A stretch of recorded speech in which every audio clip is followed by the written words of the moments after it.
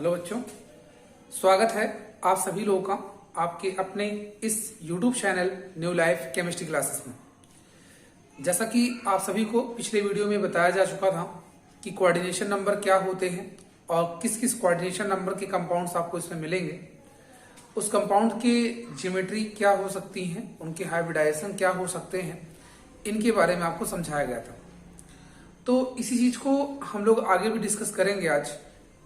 और इसके पहले मैंने जो कुछ वीडियो अपलोड किए हुए हैं उनमें मैंने कुछ क्वेश्चंस दिए थे और उन क्वेश्चंस के आंसर कई विद्यार्थियों द्वारा दिए गए और आप लोगों से ये उम्मीद की जाती है कि जो भी क्वेश्चंस आपको दिए जाएं उनका आंसर सब लोग किया करें, ठीक।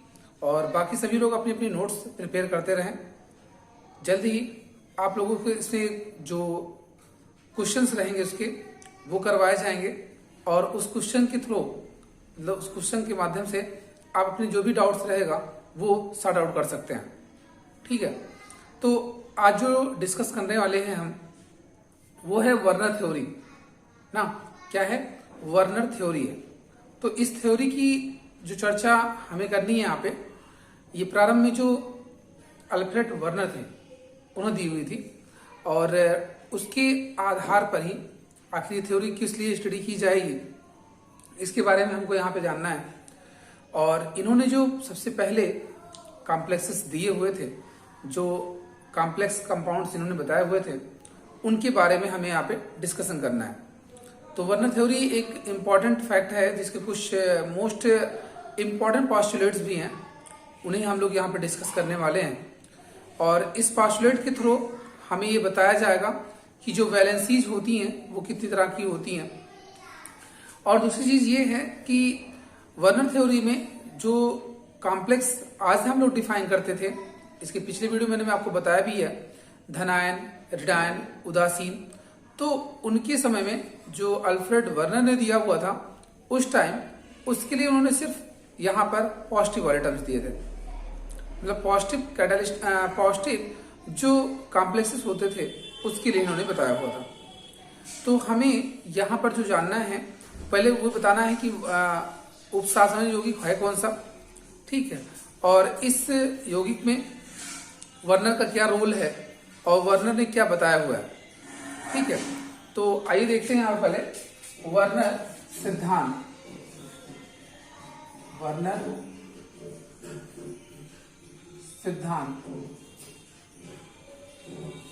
ठीक है। वर्नर थ्योरी है ना। तो वर्नर थ्योरी में क्या आपको जानना, पहले ये उपसंयोजन यौगिकों के बारे में स्पष्ट रूप से या उसका निर्धारण करने के लिए वर्नर ने एक सिद्धांत का प्रतिपादन किया था जिसे वर्नर सिद्धांत कहा जाता है। उपसंयोजन यौगिकों के बारे में अपना स्पष्टीकरण देने के लिए वर्नर द्वारा एक सिद्धांत का प्रतिपादन किया गया जिसे वर्नर सिद्धांत कहा जाता है। वर्नर के समय जो ज्ञात यौगिक थे जो इन्होंने बताए हुए थे वो इस तरह से हैं। जैसे पहला कॉम्प्लेक्स इन्होंने दिया हुआ था CONH3 का होल 6 Cl3। दूसरा कॉम्प्लेक्स था इनके अनुसार CONH3 का होल 5 Cl और Cl2। नेक्स्ट था CONH3 का होल 4 Cl2 Cl। ये उन्होंने बताया हुआ था वर्नर ने, ठीक है। और इन कॉम्प्लेक्सेस के जो कलर्स थे उस टाइम उन्होंने जो बताए हुए थे वो आपको जानना है यहाँ पे। जैसे इसका कलर इन्होंने बताया था येलो, ठीक है। जो ये कॉम्प्लेक्स आपका यहाँ पर है इसका कलर इन्होंने दिया था क्या? येलो, ठीक। और इसका जो था वो पर्पल, कैसा? पर्पल। ये येलो डेट मीन्स पीले रंग का, ये पर्पल यानी कि बैंगनी रंग, ठीक है। और इसमें जो पर्पल आपके कहे जाए ये ग्रीन और पेल, मतलब कि दोनों येलो और ग्रीन दोनों को मिलाकर बताया गया था, ठीक है। तो मतलब पर्पल आपको जानना है।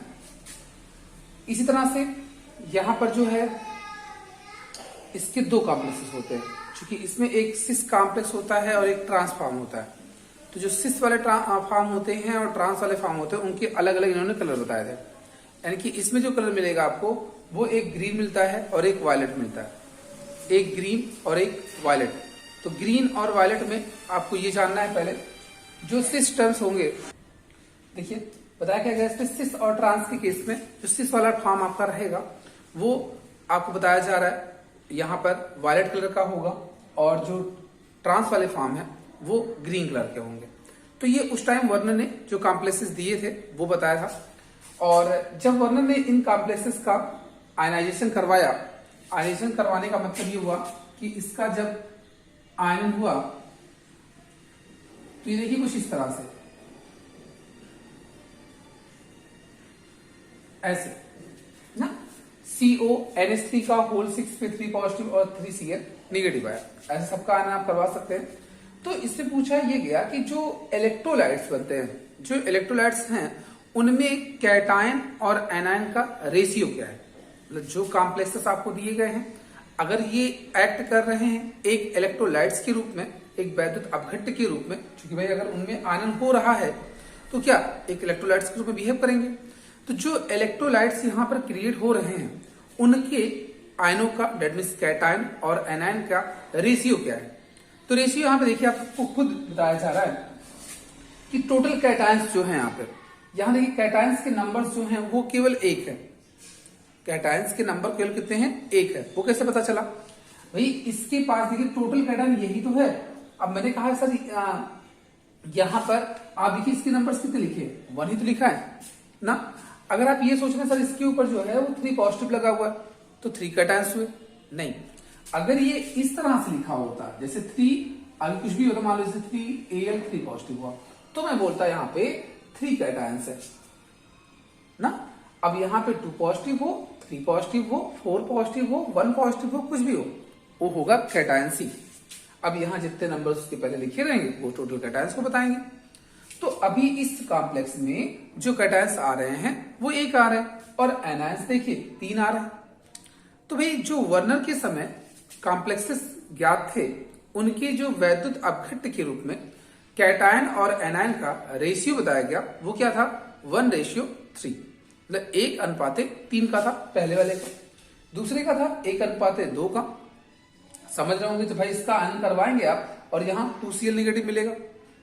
ऐसे ही इसका करवाएंगे तो आपको 1:1 मिलेगा।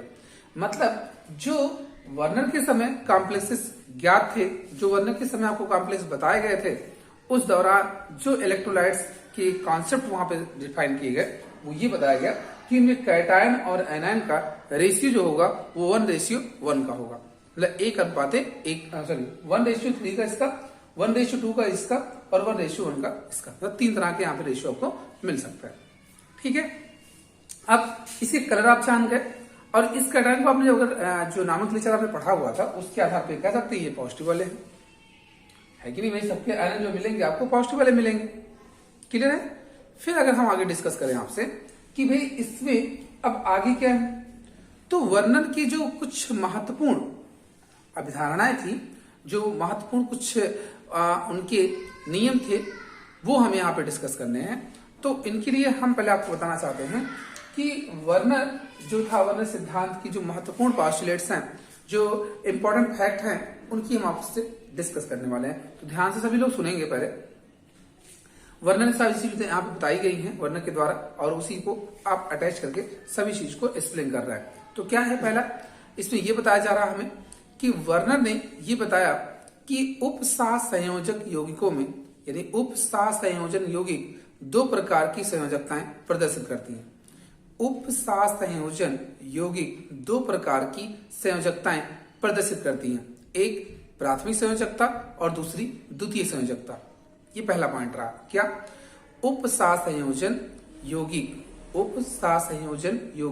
2 प्रकार की संयोजकताएं प्रदर्शित करती हैं, जिनमें एक प्राथमिक संयोजकता और दूसरी द्वितीय संयोजकता। ठीक, फर्स्ट पॉइंट सबको समझ में आ रही है। ध्यान से सुनिए क्योंकि इसको सभी लोग लिख करके फिर उसका स्क्रीनशॉट भेजेंगे। ठीक है, क्या बताया मैंने फर्स्ट पॉइंट में कि उपसंयोजन यौगिक दो प्रकार की संयोजकता प्रदर्शित करते हैं। पहली प्राथमिक संयोजकता, दूसरी द्वितीय संयोजकता। ठीक है, अब दूसरी पॉइंट यहाँ पे जो है वो बताई जाती है कि प्राथमिक संयोजकता आयनिक होती है। मीन्स यदि हम प्राथमिक संयोजकता को देखना चाहें तो उसका आयन करा के बता सकते हैं कि जितनी संख्या में उसमें आयनाइंस मिल रहे हैं या कैटायंस मिल रहे हैं, वही उसकी क्या होती है, प्राथमिक संयोजकता होती है। जैसे आप यहां देख लीजिए, अगर ये कहा जाए कि इस कॉम्प्लेक्स की जो प्राथमिक संयोजकता वो कितने 3 नेगेटिव्स, दैट मींस 3 आएगी। इसमें आप आते हैं तो 2 आएगी, इसमें आएंगे तो 1 आएगी। भाई जो उसका आयनायन वाला पार्ट है वही आपका, यानी जो पार्ट आयनिक हो रहा है, यहां देखिए इसमें से कोई आयनिक तो हो नहीं रहा है ना, अपनी जटिलता को बनाए रखे हुए। तो ऐसी सिचुएशन में जो यहाँ पर आयनिक वाला पार्ट होगा, जिसका आयन हो रहा है, वही उसकी वैलेंसी को शो करेंगे, वही इसकी प्राथमिक संयोजकता कहलाती है। क्या कहा आपने कि प्राथमिक संयोजकता जो होती है वो आयनिक होती है, उसमें जितनी संख्या में एनायंस होते हैं, जितनी संख्या में रेडायंस होते हैं, वही उसकी प्राथमिक संयोजकता को व्यक्त करती है। ठीक, सेकंड फैक्ट आया समझ में। तीसरे वाले की बात करते हैं। तीसरे में क्या होता है कि द्वितीयक संयोजकता जो होती है वो अनायनित होती है। द्वितीयक संयोजकता अनायनित होती है और ये कोऑर्डिनेशन नंबर के, यानी कि उपसंयोजन यौगिक के उपसंयोजन संख्या के ऊपर निर्भर करती है। मींस कॉम्प्लेक्स की जितने उपसंयोजन संख्याएं होंगी वही उसकी द्वितीय संयोजकता को व्यक्त करती हैं। उपसंयोजन संख्या कैसे बताई गई है ये पीछे वाले वीडियो में आपको मिल चुकी है। तो देखिए इसमें है क्या, भाई यहां पर जो लिगेंड है, आपके जो लिगेंड है वो जितनी संख्या में कोऑर्डिनेट बॉन्ड का फॉर्मेशन कर सकते हैं, उसी के आधार पर आप इसकी द्वितीय संयोजकता को बता रहे हैं। तो यहाँ पे आपने देखा कि अमोनिया जो है वो यहाँ पे 6 संख्या में लगी हुई है, इसका मतलब इसकी द्वितीय संयोजकता 6 है। यहाँ देखिए इसमें भी 6, यहाँ पे 5 इसकी, 1 इसकी, जितने लीगेंड उसमें हैं वही उसकी क्या है, द्वितीयक संयोजकता। ठीक है, ये आयनिक भी हो सकती है, मतलब यहाँ पर जो है ये उदासीन हो सकता है, या रेडानिक हो सकता है, या धनायन हो सकता है, कोई भी हो सकता है। ठीक है, लेकिन ये आयनिक पार्ट नहीं रहेगा। समझ रहे हैं आप, मतलब आप ये कह सकते हैं द्वितीय संयोजकता अनायनित होती है और किसी भी उपसंयोजन यौगिक की जो उपसंयोजन संख्या होती है वो उसके बराबर होती है। ठीक है, अब अगली और लास्ट पॉइंट क्या कहता है इसमें? लास्ट पॉइंट ये बोलता है कि द्वितीय संयोजकता के आधार पर हम उसके दिक् विन्यास, दैट मीन्स उसके डायरेक्शन कोसाइन को हम आसानी से डिफाइन कर सकते हैं। यानी कि जितनी उसकी द्वितीय संयोजकता होगी उसी के आधार पर आप उसकी ज्योमेट्री का, उसकी ज्यामिति का निर्धारण करते हैं, मतलब उसकी आकृतियां कैसी आएंगी। ठीक है, मतलब क्या हुआ कि द्वितीयक संयोजकता जो होगी उसी के आधार पर आप कॉम्प्लेक्स की आकृति का निर्धारण करेंगे कि वो आकृतियां कैसी होंगी। मीन्स सपोज करिए कि अगर यहाँ पर उसकी द्वितीय संयोजकता 2 आती है तो उसकी आकृति जो होगी वो रेखीय होगी। उसकी आकृति क्या होगी? रेखीय होगी।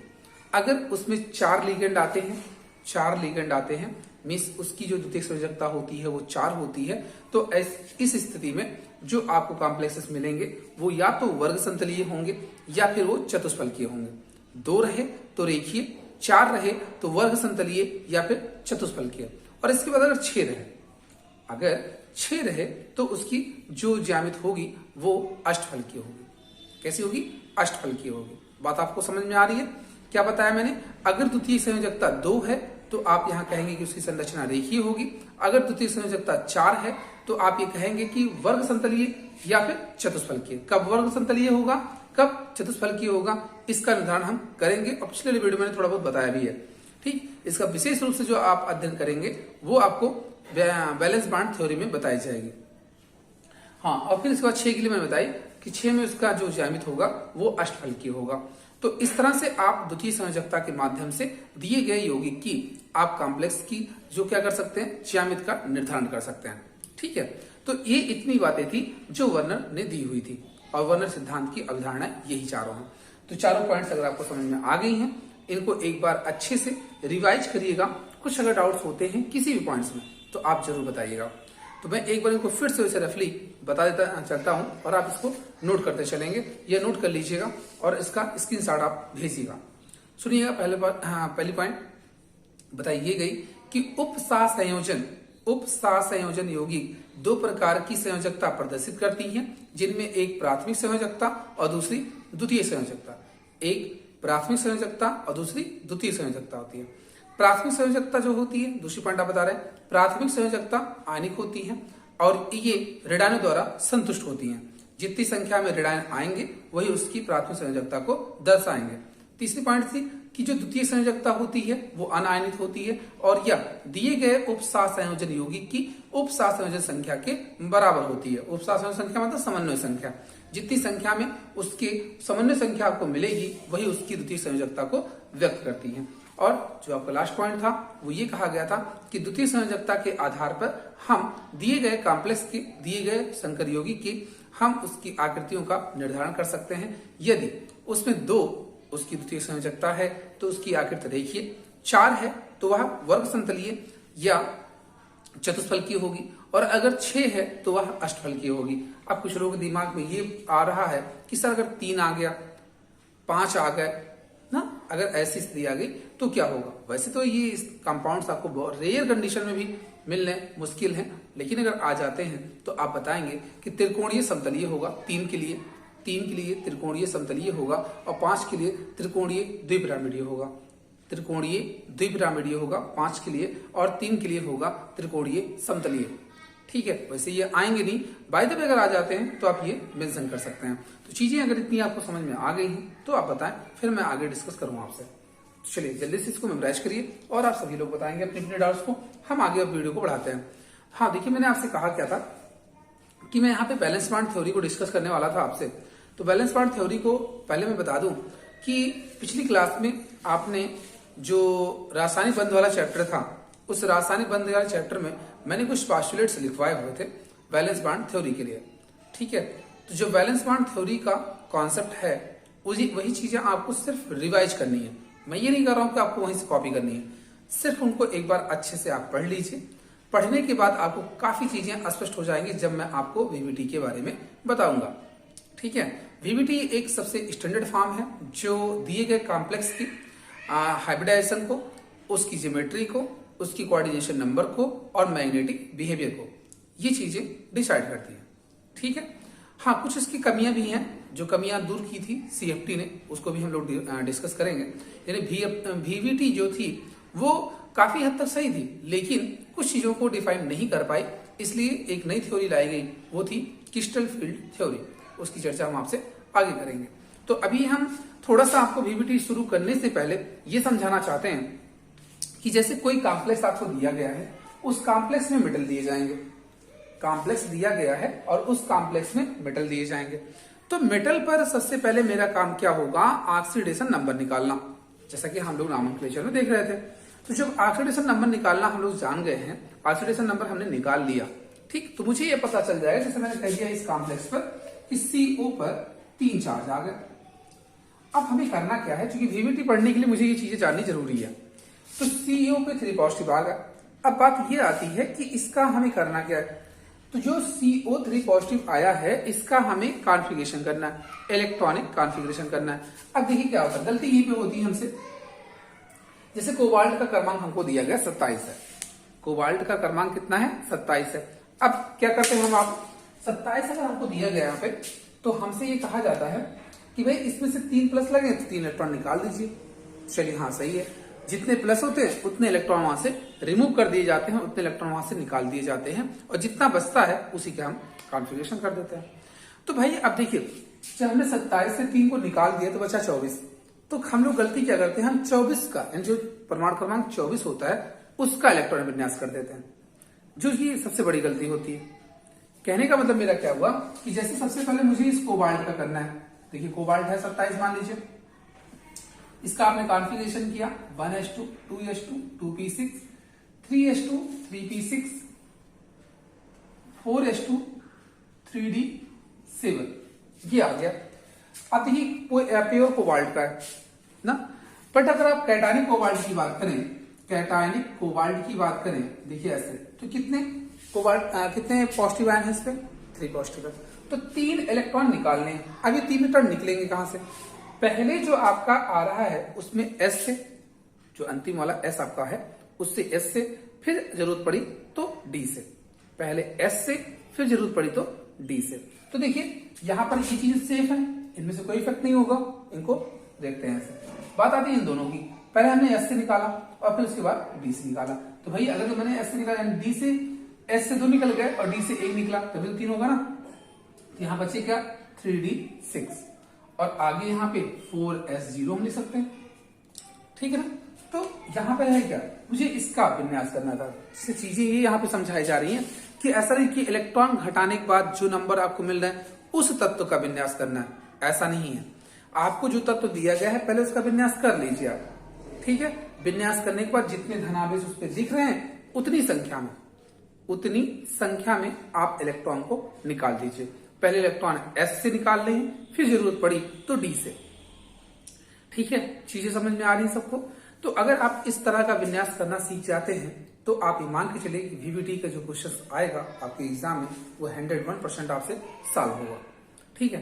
तो जैसे 1-2 मैं कॉन्फ़िगरेशन आपको देना चाहता हूं यहाँ पे, और सभी लोग इसका कॉन्फ़िगरेट करेंगे। जैसे एक Fe2 पॉजिटिव का क्रमांक में सबका लिख रहा हूं, यहां पर Fe3 पॉजिटिव का, नेक्स्ट है आपका यहाँ पे Cr3 पॉजिटिव, हाँ। इसके बाद